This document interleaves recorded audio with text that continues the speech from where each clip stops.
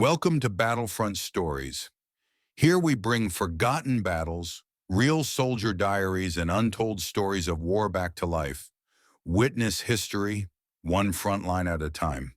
To truly understand the story of Hirō Onoda, it is essential to recognize that he was no ordinary soldier, and his mindset was uniquely forged.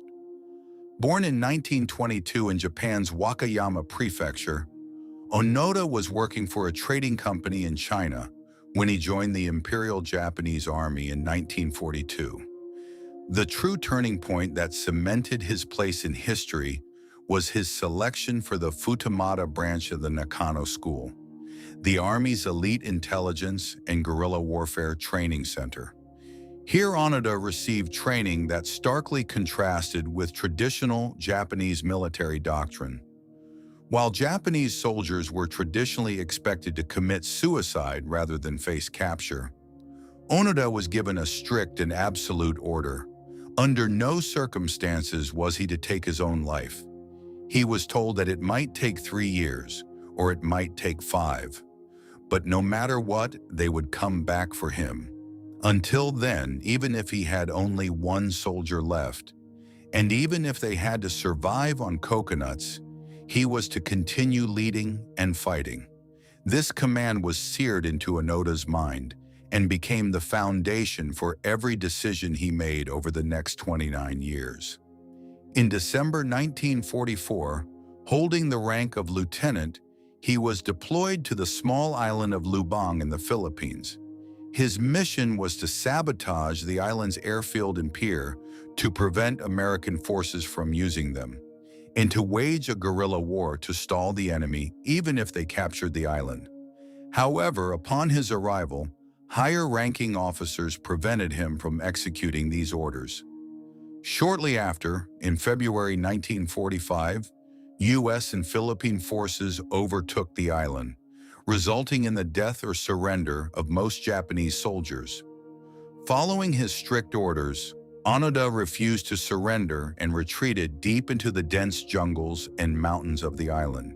He was accompanied by 3 other soldiers, Corporal Shoichi Shimada, Private Kinshichi Kozuka, and Private Yuichi Akatsu. For these 4 men, the Second World War was just beginning. Surviving in the jungle was a war in itself. The 4 soldiers lived by stealing crops and cattle from local villagers, supplementing their diet with wild bananas and coconuts. They frequently engaged in deadly shootouts with local police and farmers. Because their mission was to harass the enemy, they continued their guerrilla operations without distinguishing between civilians and military personnel. In October 1945, they encountered the first piece of evidence that the war had ended, a leaflet declaring that the war was over and urging them to come down from the mountains. Onoda and his team scrutinized the leaflet and concluded it was American propaganda and a cleverly crafted trap, as they believed Japan's surrender was impossible. Later that same year, surrender orders signed by General Tomoyuki Yamashita, commander of the 14th Area Army, were dropped from aircraft. However, drawing on his Nakano School expertise in enemy deception, Onoda found the phrasing suspicious and deemed this document fake as well. As the years passed, the group began to fracture. In 1949, Private Akatsu split from the group to live on his own and surrendered to Philippine forces 6 months later in 1950. This event alerted the world that Onoda and his team were still alive. Believing that Akatsu's surrender compromised their security, the remaining trio grew even more paranoid and cautious. In 1952, photographs and letters from their families were airdropped over the jungle. While Onoda recognized the handwriting, he convinced himself that American forces had occupied his hometown and forced his family to write them.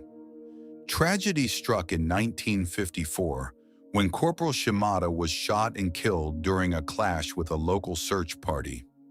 Now only Onoda and Kozuka remained. The two men fought side by side for another 18 years. Then, in October 1972, while burning harvested rice to sabotage the enemy, they clashed with local police and Kozuka was killed. Onoda was now entirely alone. Although the Japanese government had legally declared Onoda dead years earlier, Kozuka's death strongly suggested that Onoda might still be alive. Following Kozuka's death, Japan dispatched massive search and rescue teams to find Onoda, but he moved like a ghost through the jungle, evading everyone. The breakthrough came not from the government, but from an adventurous Japanese university dropout named Norio Suzuki. Suzuki had three grand goals in life: to find Lieutenant Onoda, a wild panda, and the abominable snowman, in that order. In February 1974, Suzuki set up camp in the Lubang jungle and incredibly managed to encounter Onoda. Suzuki explained that the war was over and that Japan was waiting for him.